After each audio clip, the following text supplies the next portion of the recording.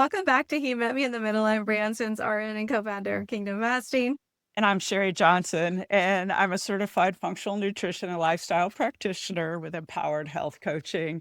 And today we have an amazing guest that we are excited to share with you because Bree and I heard her, I believe it's been 4 or 5 years ago, I think, at an event that we were all at. And Nika has totally inspired us. So I want you to meet Nika Maples. She is an author, a speaker, and a coach. And when Nika Maples was 20 years old, she survived a brain stem stroke that left her quadriplegic. But paralysis could not stop her from living with her whole heart in spite of her circumstances. She was an English teacher for more than a decade, going on to become a spokesperson for Hope when she won Texas Teacher of the Year. Now she is an author and a coach for authors.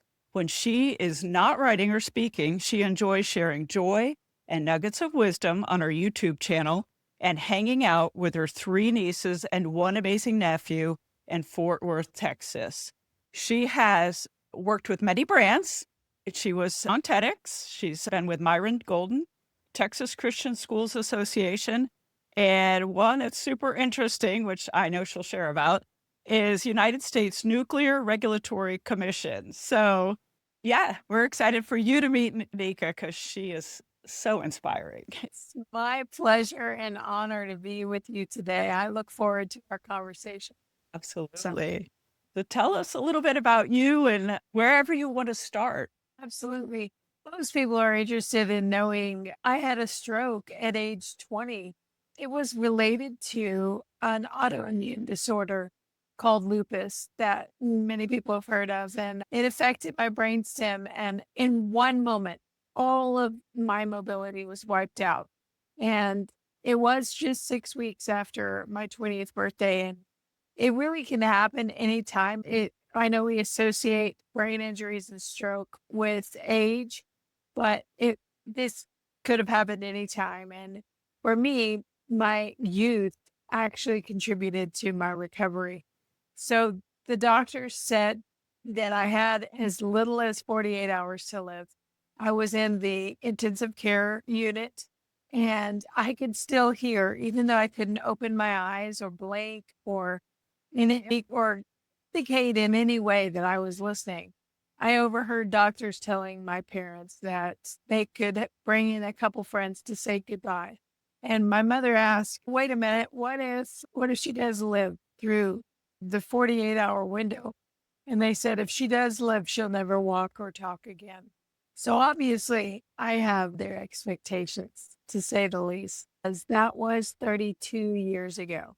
So I exceeded I lived through the 48 hours for life and death and then learned how to walk and talk again. And the lessons that I've learned, it's not the kind of thing you would ever want to go through again, but I have to say it was a critical and foundational moment in the formation of my character. And I'm so thankful for the spiritual growth that I would not go back and change the circumstances that led to where I am today. Wow. That's just phenomenal. And we can attest that around and moving pretty well and getting out in front of a lot of audiences and helping motivate people. And it's just, you're amazing to watch. You really are. So I have to know about the United States Nuclear Regulatory Commission because that Yes. one really inspires me. Yes, it's so funny. It's interesting. Yeah. How did I get asked? Yes, how did you get connected with them? Right. Yeah. It's crazy how, as I first started my career as a high school teacher, I was named Texas Area Teacher of the Year for high school teachers. And in that role, I spoke widely in all kinds of scenarios because when you're a state teacher of the year, you sometimes take a hiatus from the classroom to represent teachers for that year of service, which I did. And I traveled and spoke. And there were many times that I was speaking for education audiences, also for business and nonprofit audiences just all kinds of different people want to be inspired by a teacher, and especially a teacher who has survived hardship like I have. And so I became known as somebody who speaks on the topic of hope. I knew that was the most flexible topic that I could speak on in any setting, and whether it was a faith-based setting, because a lot of times I spoke at in churches, but then also settings that were not faith-based, such as public schools and universities and the like. And so I just thought the hope is something we all need. And I started writing books about hope for about years, and suddenly I get a call from the United States Nuclear Regulatory Commission asking me to come and speak. It was their first in-person meeting after the COVID pandemic. And I spoke with the person who asked me to come and said, "Now, I don't know anything about this. Like, I'm not a scientist. I'm not a physicist. I don't know anything about anything that you know about.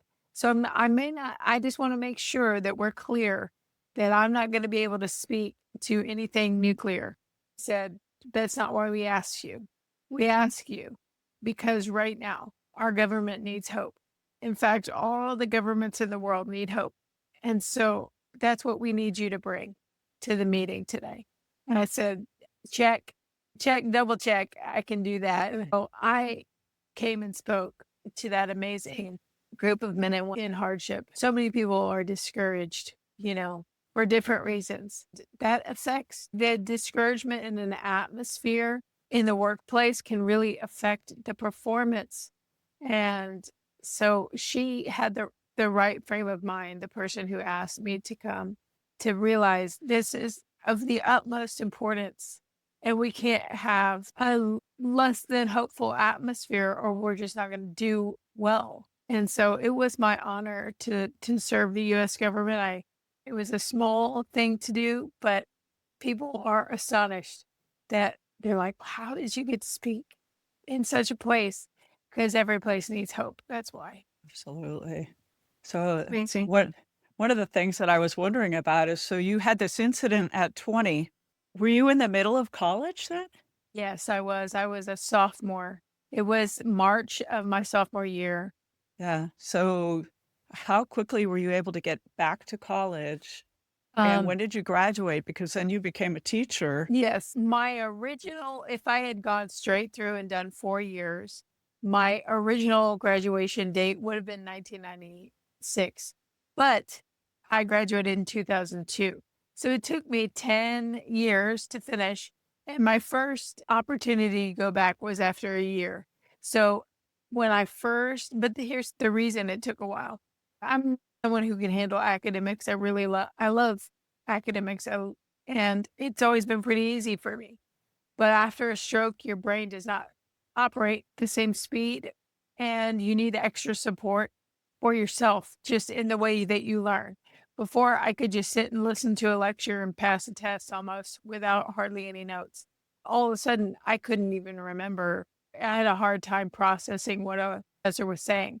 So after I left college in March of my sophomore year, I had to take an entire year off. And then I started back at a local community college. There was a community college close by. By that time, I had regained my driver's license and I could drive myself. Took a year as well. And so I would just take one class or two classes. I paced myself. I didn't try to dive back in. And then ended up finishing at a college in the town where I grew up in. So I didn't go back to the original college where I had moved out of town to attend. And after my stroke, it was just too much on my plate. So I finished locally and then very quickly, I wasn't planning to be a teacher. Got a degree in broadcast journalism because that was always my desire is to be like a newscaster or something like. But my doctor said that is a high stress. And with your medical history, you don't want to be operating in a high stress career. So said, think of something else. And the only thing that I could think of right after I graduated with a broadcast journalism degree. I said, what can I do now? And there was a position, office assistant at a middle school.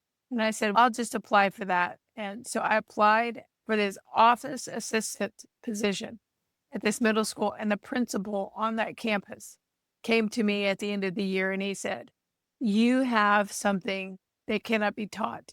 You have a connection with students. You have something that you can just see what they need and speak to them in a way that they will receive it. He said a lot of people would love to have that kind of magnetism with students, and it can't be taught, and you have it. So I would encourage you to get certified as a Texas teacher so that you can. And I thought, okay, I'll do that. And it was not thinking this is going to be significant in my life. I thought maybe I'll do it a year or two, but was very quickly awarded as a state teacher of the year. And it became my desire. I don't think I would have been a public speaker if it hadn't been for that. The first time I spoke publicly was to accept my award as Texas Teacher of the Year. There were 300 people in the room. And I thought that was the biggest audience I'd ever seen. I was shaking when I gave my acceptance speech. And little did I know that within a few years after that, I'd be speaking before audiences of 10,000. My largest was 36,000. And that was a combined in-person and online audience. And it's just that you grow at the pace that God leads you. He knows where he's leading you. Your original question, how long did it take me to graduate? I cannot stress enough how behind I felt during those years when I was trying to graduate. When I originally thought I was going to be finished with my friends in 96, and they all finished, and I was still going until 2002, I just thought, my life is over. How could I'm so behind. I'll never be. And we do that to ourselves. So I just want to encourage the name of your podcast being He Met Me in the Middle.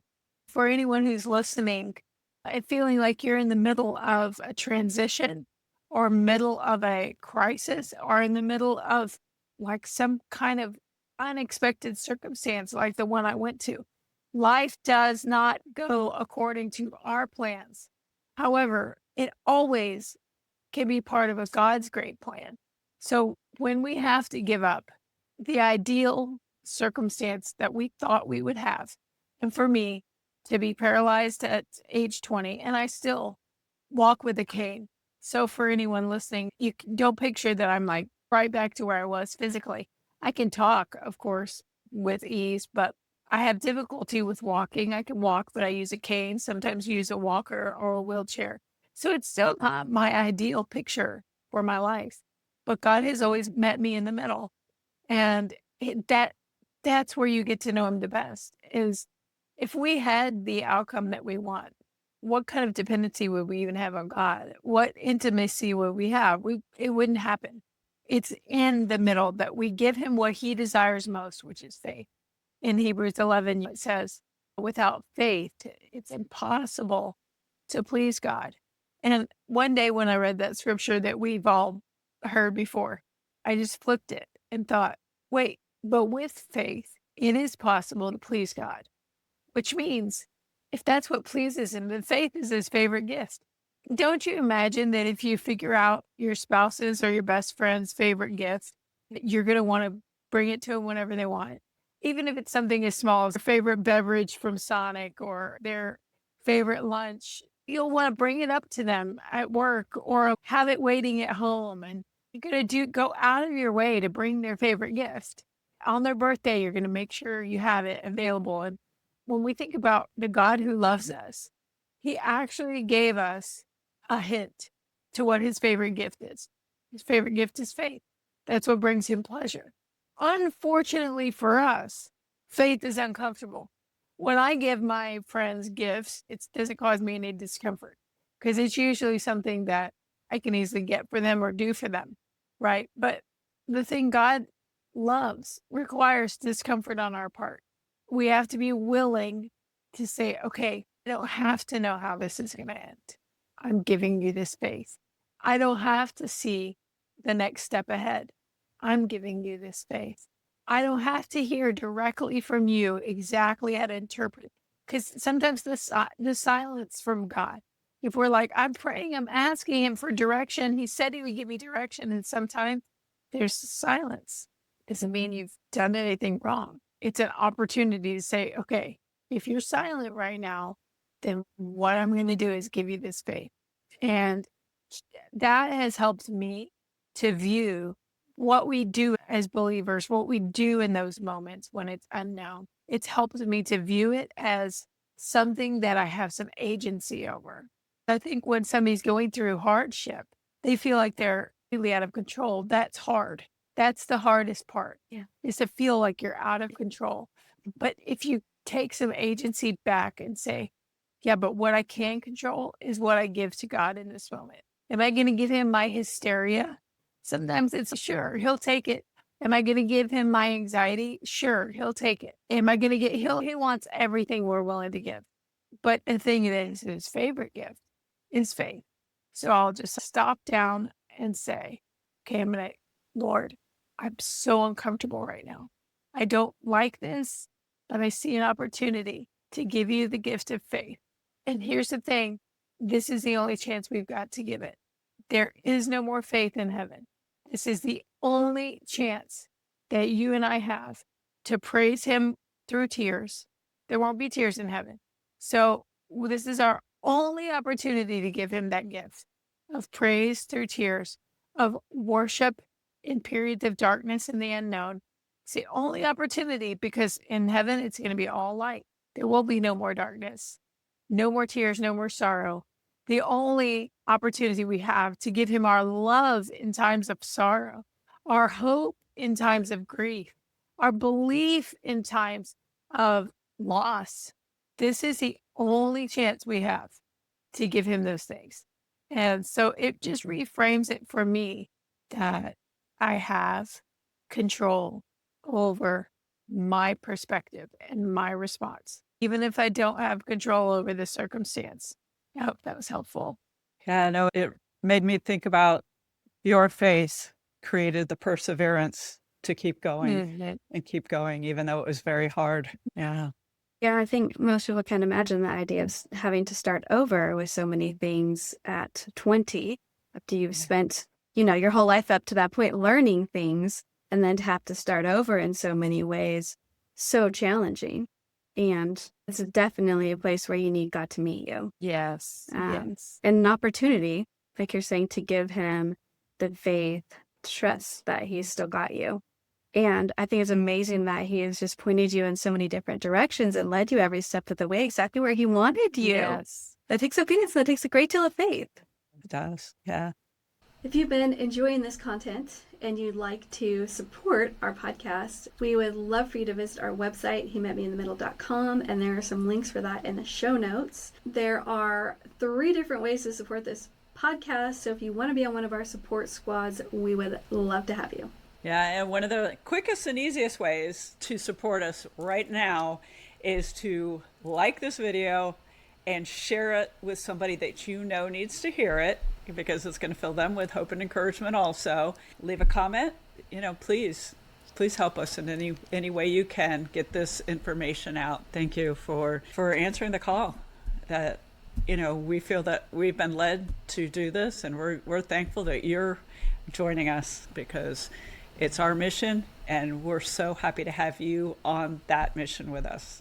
Thank you so much for being one of our loyal, supportive listeners. We hope that this is bringing new life and encouragement to you in your walk with God. Thank you. So I was curious about, so you spoke on TEDx, right? Yes, I gave a TEDx talk. Yes.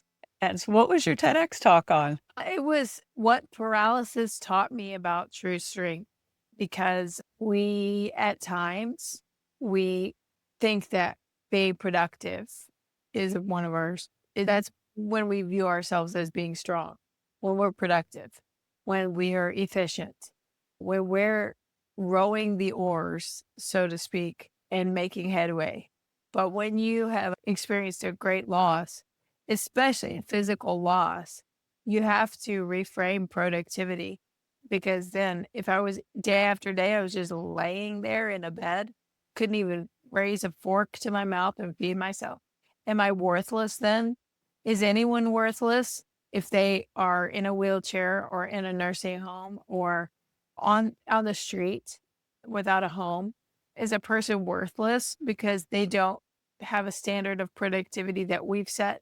No. Our identity comes from who God says we are. We're image bearers of God.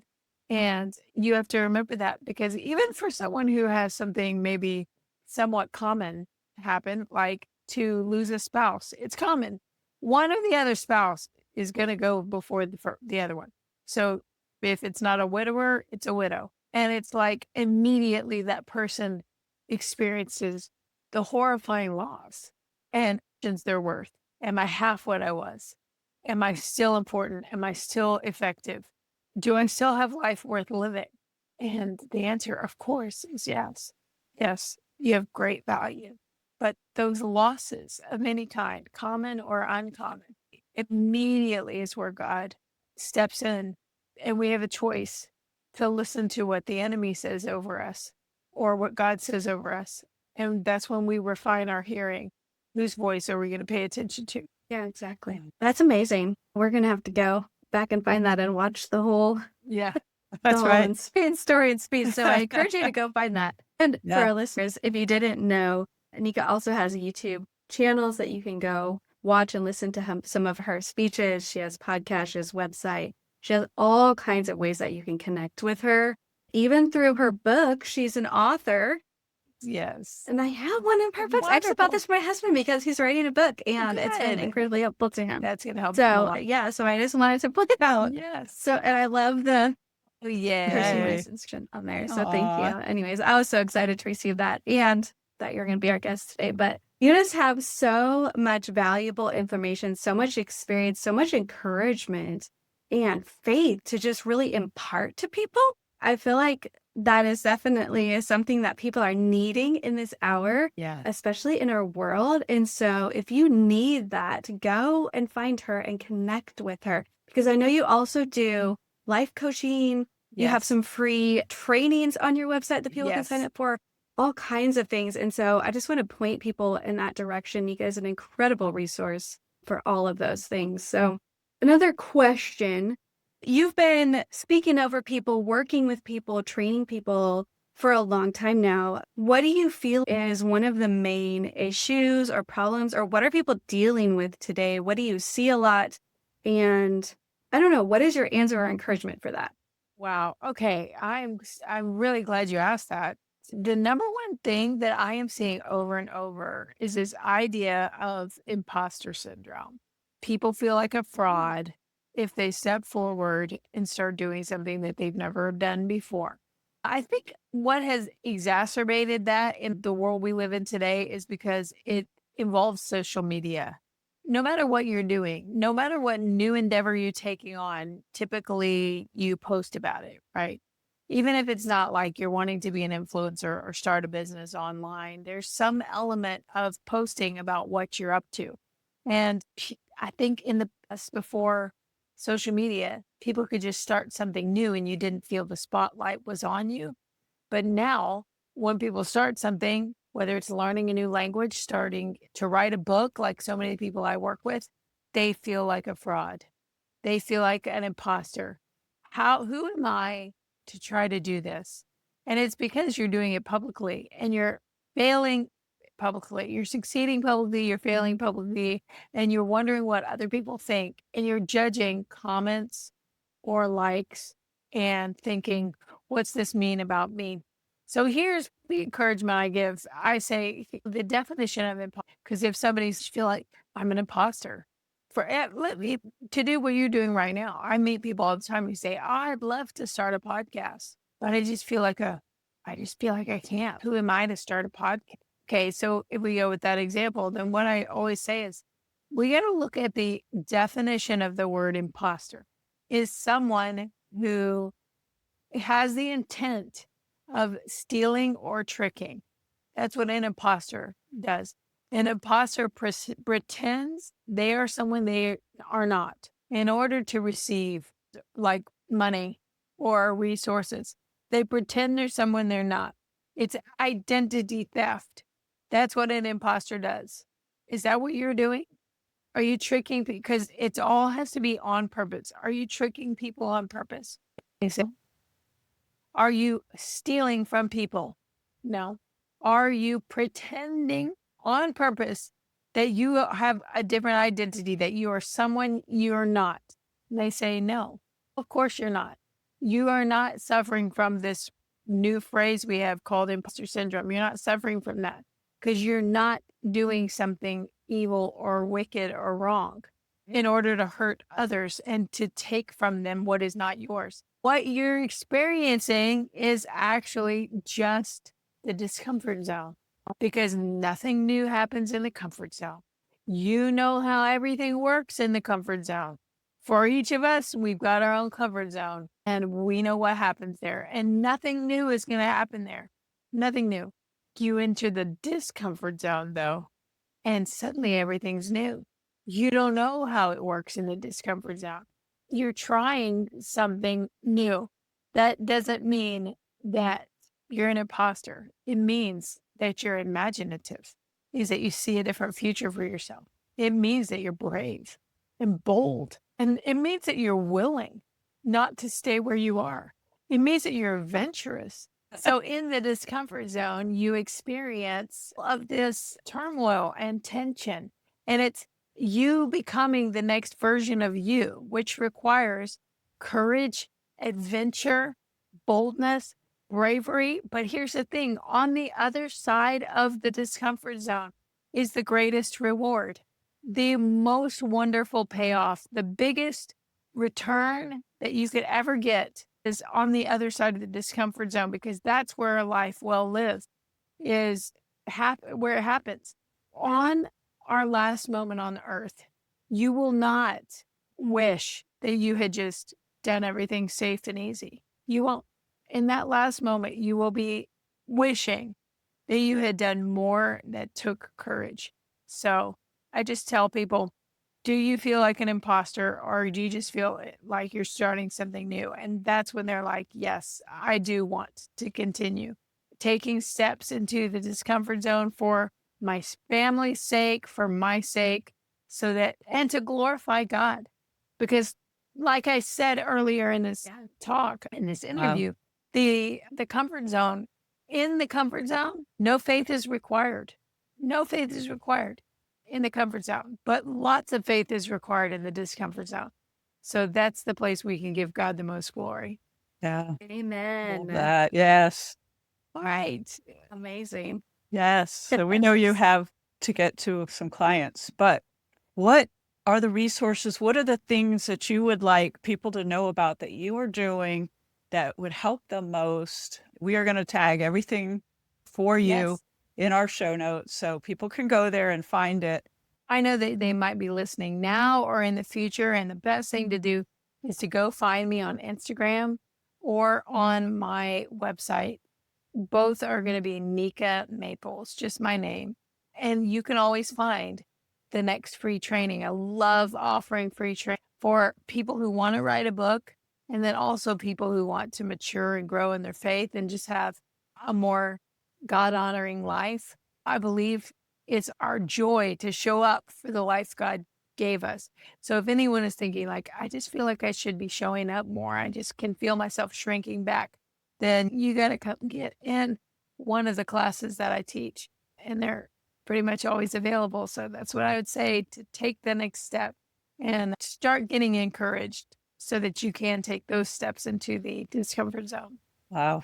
Fantastic. Thank you so much for coming to Yes, share with thank us you. today, Nika. It's been such a blessing. Yes. Good. I hope everyone listening has been touched and that you all go and find her. Yay. Yes. And we will find that TEDx talk so you can hear it too. So Good. and We'll tag make sure it. we share that in the comments too. Yes. So much. I'm But so Thank you once again. God bless you and the work that you're doing to Yes, encourage God people bless you. to live their lives You too. in the Yes. discomfort zone. Yes. Bye-bye. Bye-bye. Thank you.